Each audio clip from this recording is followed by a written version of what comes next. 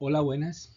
Si vives en Colombia o en un país con características similares, es muy probable que alguna vez hayas escuchado la expresión trastorno de estrés postraumático. O incluso si no vives en un país como Colombia, también lo has visto en las noticias o lo has visto en las redes o en internet o en cualquier parte. Soy Alex González y quiero que hablemos acerca de este tema. El trastorno de estrés postraumático es un concepto al que cada vez se le presta mucho más atención por las grandes implicaciones que tiene sobre el desarrollo psicosocial del individuo y por las perturbaciones que se producen en todas sus áreas de funcionamiento. Vamos a revisar cuáles son las causas y cómo se manifiesta el estrés postraumático. Además, grosso modo, cómo se hace el tratamiento. El trastorno de estrés postraumático puede producirse por situaciones producto de la naturaleza o producto de la mano del hombre.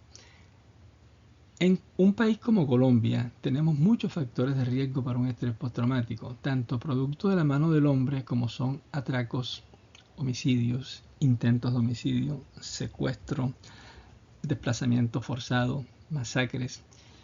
Y por el otro lado también productos de la naturaleza, como por ejemplo inundaciones, derrumbes, terremotos. Así que todo clínico que trabaje en Colombia, sea enfermero, médico, especialista en psiquiatría, psicólogo, debe saber cuáles son las bases para diagnosticar y empezar a tratar un trastorno de estrés postraumático. A continuación veremos cuáles son los criterios para diagnosticar un trastorno de estrés postraumático. Lo primero es que tiene que haber ocurrido algo grave, que se especifica como exposición a la muerte, lesión grave o violencia sexual, real o amenaza. No tiene que haber ocurrido. A uno le pueden poner un revólver en la cara, no dispararle y generarle un estrés postraumático, porque uno sabe que estuvieron a punto de matarlo. Y la agresión sexual no tuvo que implicar violencia en el sentido estricto de la palabra. Puede ser que a la persona la hayan drogado para abusarla, o puede ser que la hayan abusado como una amenaza. De todas maneras, se jugó y se puso en riesgo su integridad personal. Entonces, ¿cuáles son las maneras en que una persona puede haber estado expuesta a algo grave que puede llevar a un estrés postraumático? Primero, experiencia directa del suceso traumático. Intentaron matarlo a él, lo atracaron. Segundo, presencia directa del suceso ocurrido a otro. Mataron a una persona delante de él. O vio cómo mataron a otra persona o vio un atraco, cualquier cosa. Conocimiento de que el suceso traumático le ha ocurrido a un familiar próximo o a un amigo íntimo.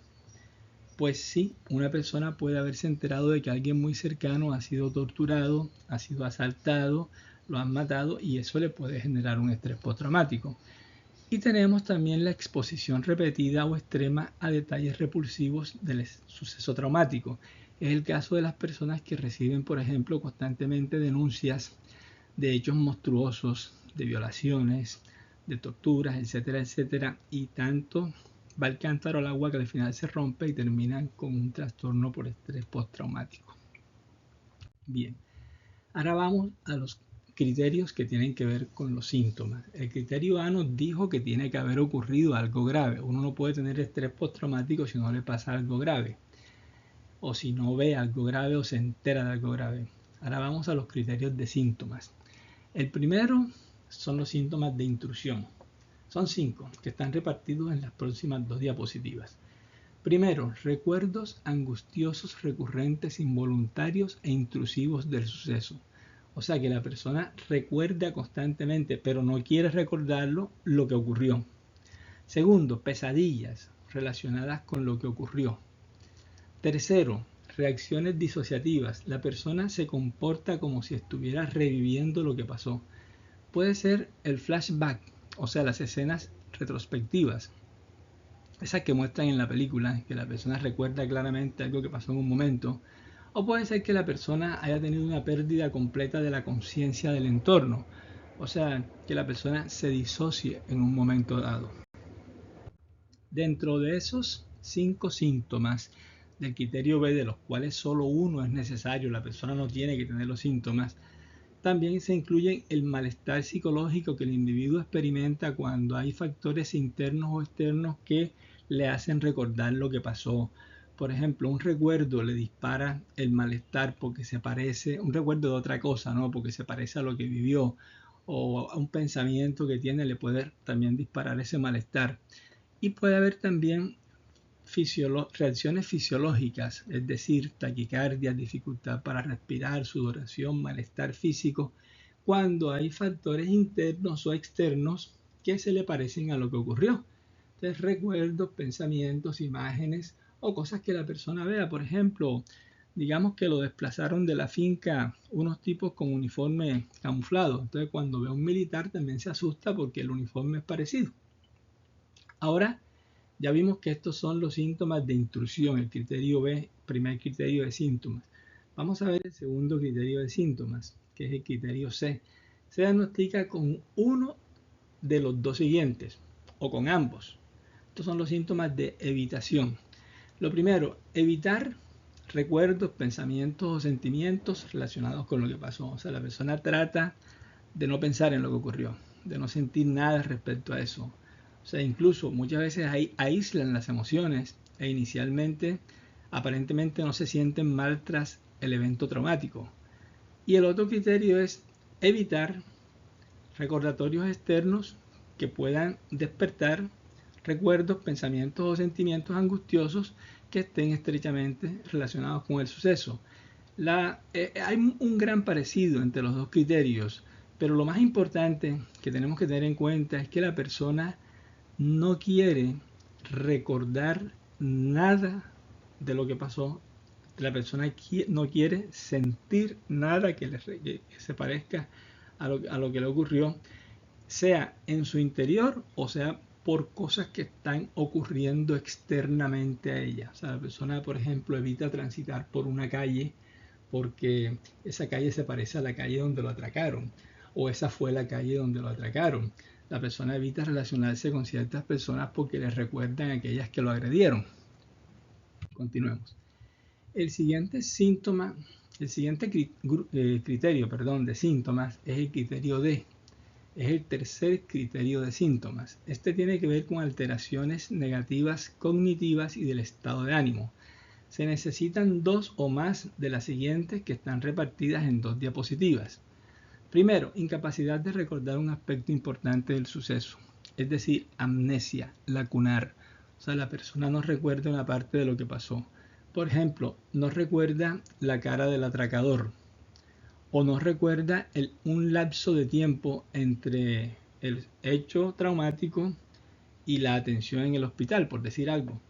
Yo una vez atendí a una señora que había recibido un balazo en un pie porque se formó una balacera en una fiesta donde ella estaba y ella primero no se dio cuenta de que le habían dado el balazo en un pie, le arrancaron un dedo y segundo no sabe cómo llegó al hospital.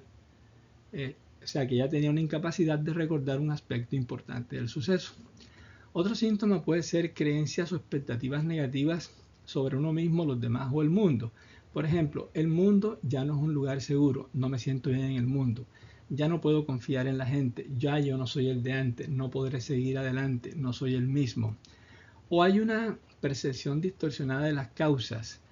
Por ejemplo, la persona se siente culpable de lo que le pasó. ¿Quién me mandó a meterme por ese callejón? Como si uno tuviera la culpa de que le pasaran cosas malas. O acusa a los demás. Yo estaba bien, muy tranquilo hasta que vinieron a buscarme.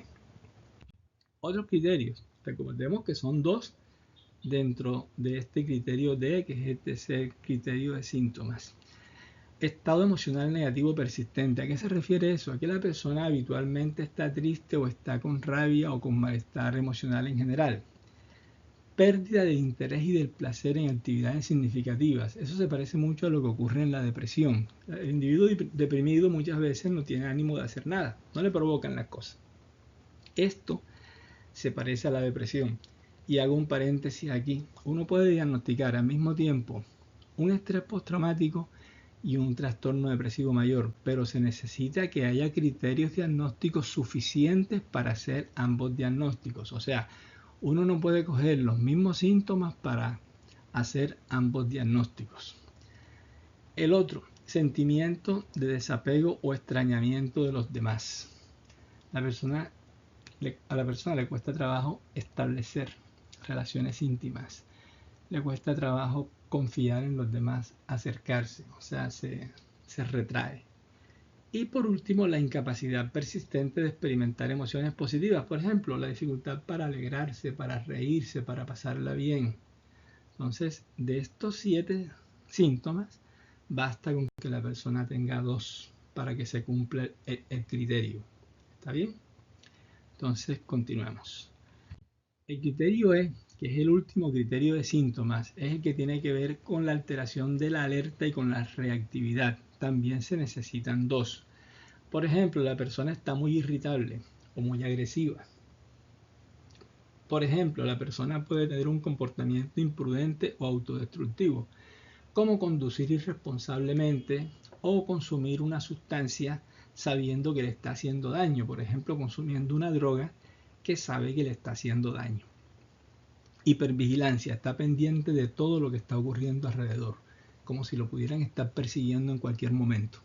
Sobresaltos ante cualquier cosa, ante sonidos. Por ejemplo, una persona que ha estado en una balacera, cuando escucha la explosión de un buscapiés o cualquier tirito de esos, se sobresalta.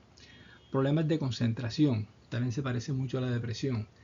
La persona, debido a esos recuerdos que tiene, a esos pensamientos negativos, le cuesta trabajo concentrarse en la lectura, en ver una película, en hablar con la gente, etc.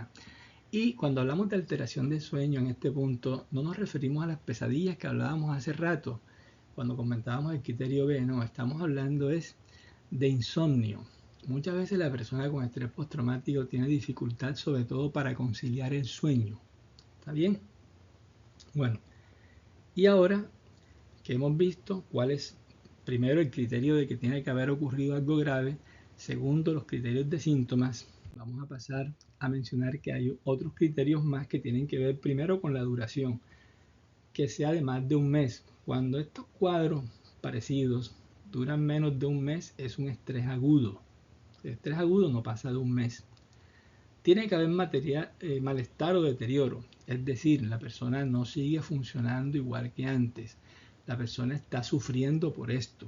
O sea, no puede decir que yo diga que tengo un estrés postraumático y pase de fiesta en fiesta o esté trabajando como si nada en la vida o llevando una vida muy buena.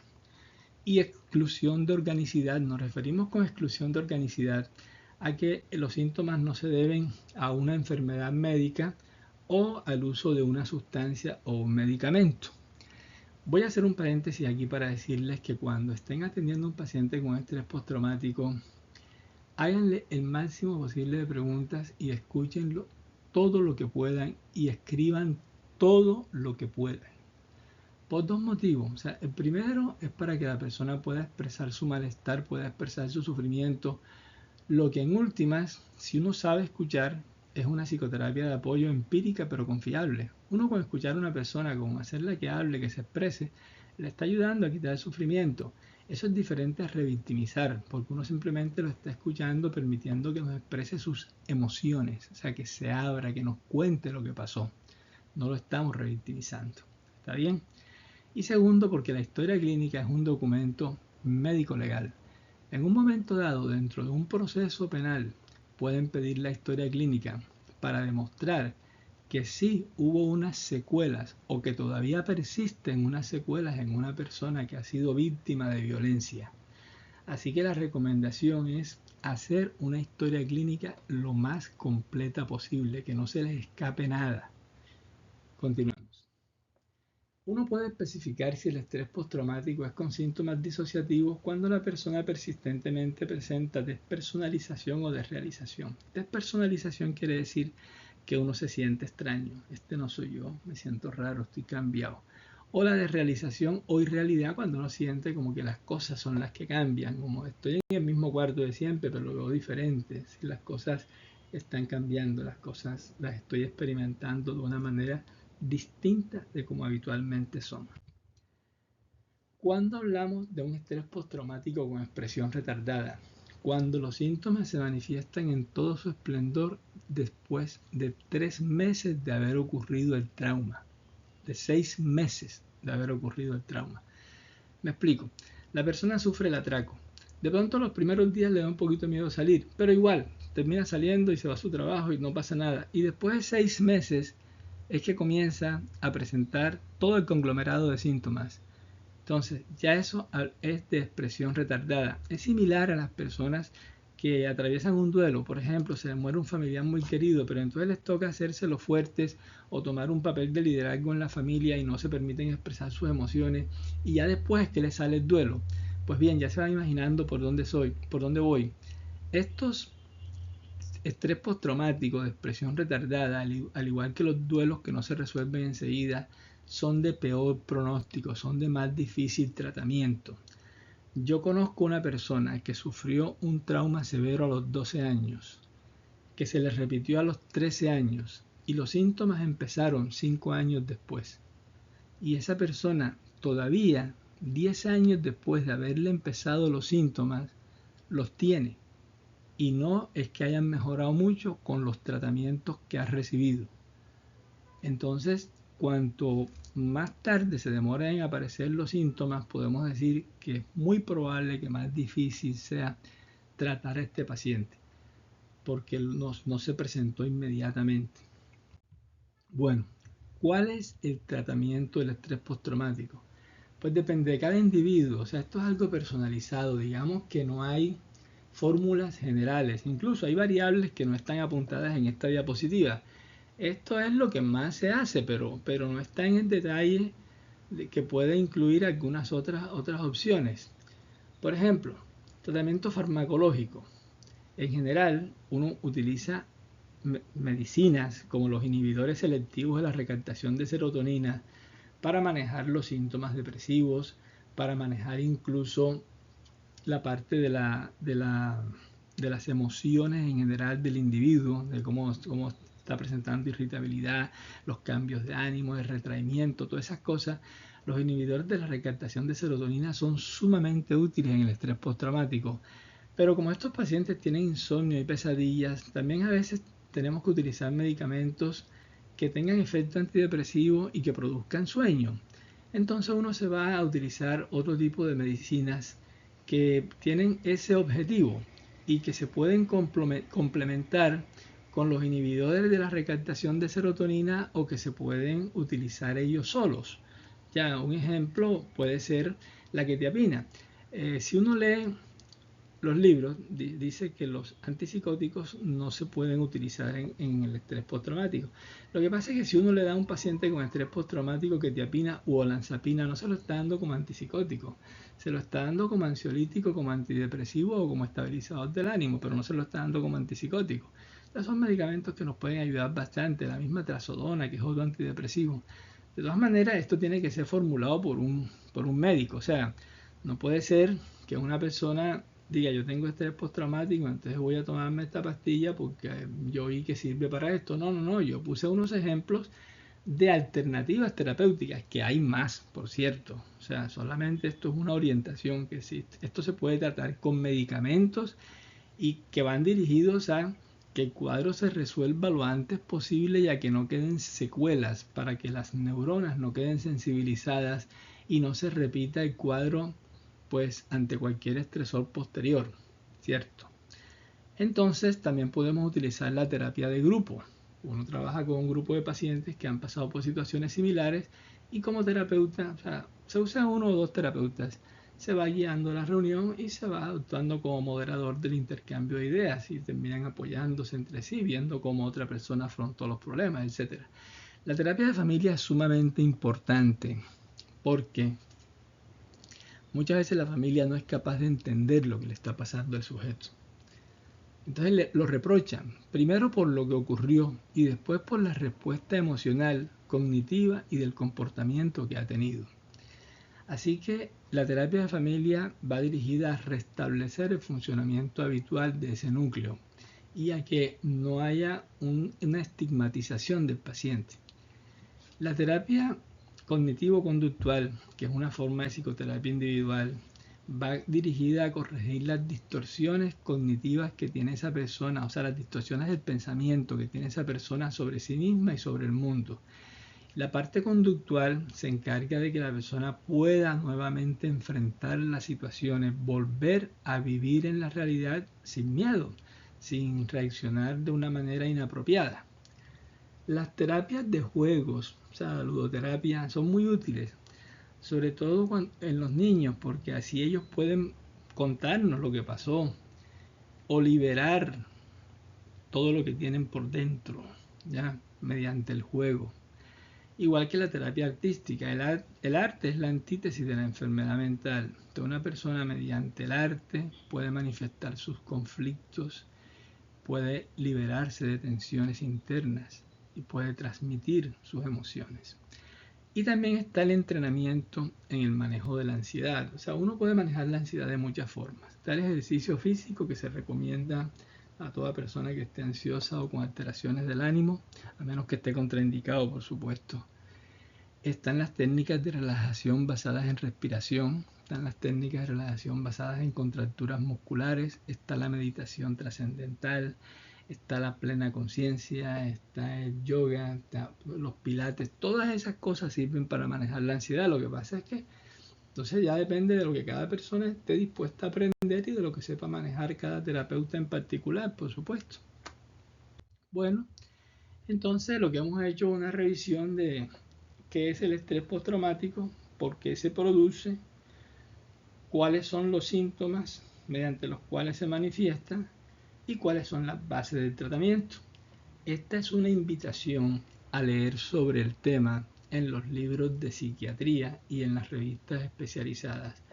Esto es solo una introducción que no pretende reemplazar una consulta médica y no pretende reemplazar un tratamiento. Por favor, si usted no es profesional de la salud o aún siéndolo, nunca se autoformule ni se siga por lo que ha tomado otra persona, porque cada paciente es un individuo distinto.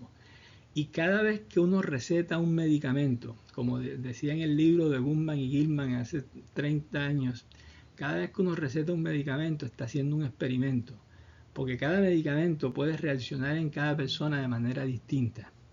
Así que nunca se autoformule, ni en estrés postraumático, ni en estrés agudo, ni en depresión, ni en gripa, ni en diabetes, ni en nada.